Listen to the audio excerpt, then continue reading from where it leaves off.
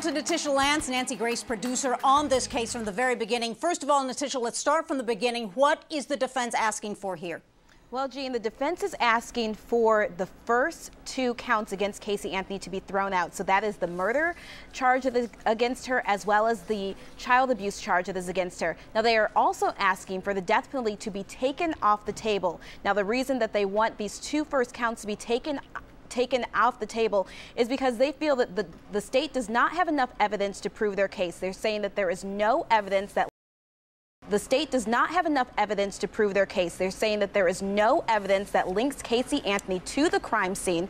And as far as the death penalty is concerned, they're saying there's only one aggravating factor that would apply to Casey Anthony in this case, and that is that the victim is under the age of 12, and they are saying that is not enough in order to get the death penalty. All right, well, Natisha, one of the documents that they attached to their motion to dismiss, and you're right, the defense is asking for this case to be out and right dismissed. Totally. So there is not a criminal case of first-degree murder against Casey Anthony any longer. They focus in on the hair that we have heard for months now, a hair found in the truck showing signs of decomposition in the trunk of Casey Anthony's car. What is the defense saying now based on documents released? Well, Jean, they are saying that this is all circumstantial evidence, and they're calling any test that was done in the trunk of that car to be junk science. All right, and I think they are also basing this motion to defense on some discovery just released saying that the hair cannot absolutely say that the hair is from a decomposing body, but it is consistent with a decomposing body. We're going to go more into this later. Let's go straight out now to Kathy Bellish with CNN affiliate WFTV. Another thing the defense is focusing on, even through their family attorney, it has to do with duct tape. Explain. That's right. They are really releasing some documents that are state documents before the state released them, and one of them talks about how microscopically the duct tape that was found stretched across Caylee's mouth was dissimilar to the duct tape found on the gas can. Now, that's microscopically speaking, which simply means they look different, and you have to remember that the duct tape stretched across Caylee's mouth was facing the elements for months and the Florida heat, so of course they would look different. And you might remember the FBI tested the adhesive on both pieces of tape, said they were chemically the same, and that those 2 pieces of duct tape could actually have come from the same roll. You just mentioned the information that they just released concerning the hair. That test that they were talking about a couple days ago was actually done early August. It was after that more tests were done on that hair, and then it was concluded that the hair did show signs of decomposition. So that test came before other tests. The tests are coming to us out of order. You can't read too much into that. Very good information to find out. Now, Kathy Bellish, you and your station also did your own comparison for one of your news stories in the local Orlando area about duct tape, and duct tape being found on posters when Caylee was still a missing person.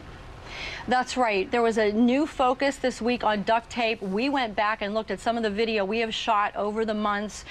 We looked back at signs that were posted in the Anthony's home and Caylee posters. We found duct tape on a Caylee poster from July 20th of last year, just days after Casey was arrested and a month after Caylee disappeared.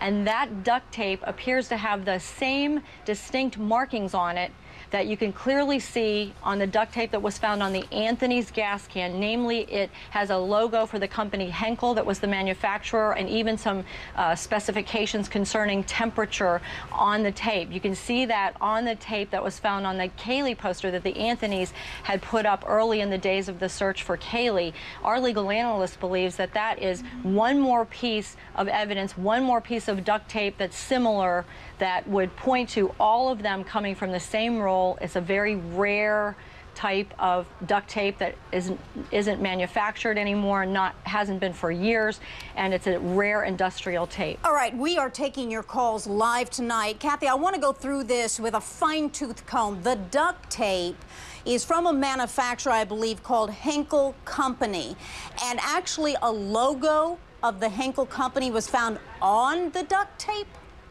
That's absolutely right. The logo, it's sort of a black oval logo with the company name on it, and then there's more printing on the tape that it's specifications of a temperature, max temperature 200 degrees Fahrenheit.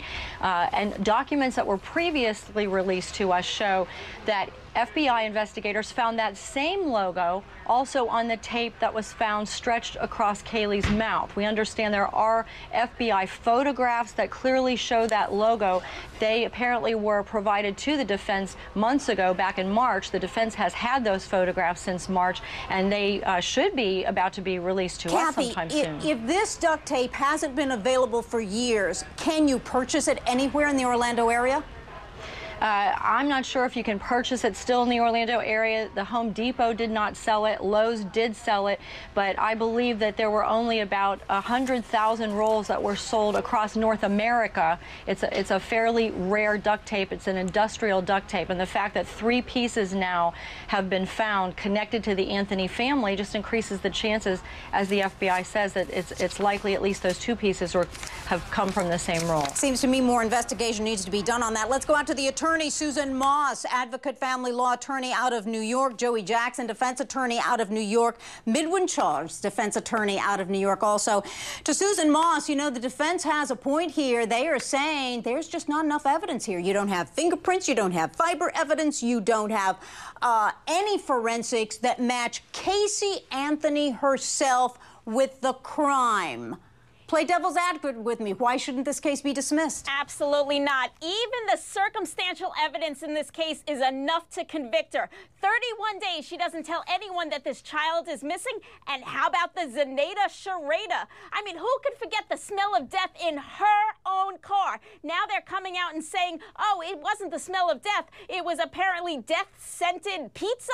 Come on, that's absolutely ridiculous. How about her computer searches for chloroform and other ways to kill a child? When you put together the whole package, even without the science, and that science is good, even without the science, there's a conviction.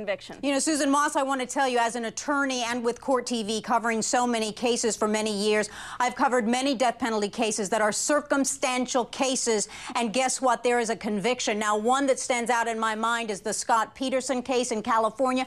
We all remember that case, right? That was a circumstantial case. You know what? There was one piece of direct evidence, one piece, and it was in the boat, and it was those pliers that had the sharpened points on them, and it had a hair of his wife that was found murdered. He was ultimately convicted on that. But Joey Jackson, defense attorney, your thoughts on this? Because the defense is asking for this case to be dismissed. Well, what will happen, Gene, is this. There's no question about the fact that this discovery of information that they have is going to help them. It's going to help them substantially, but it is certainly not going to lead to the dismissal of the case, but they are going to play it up big in front of the jury.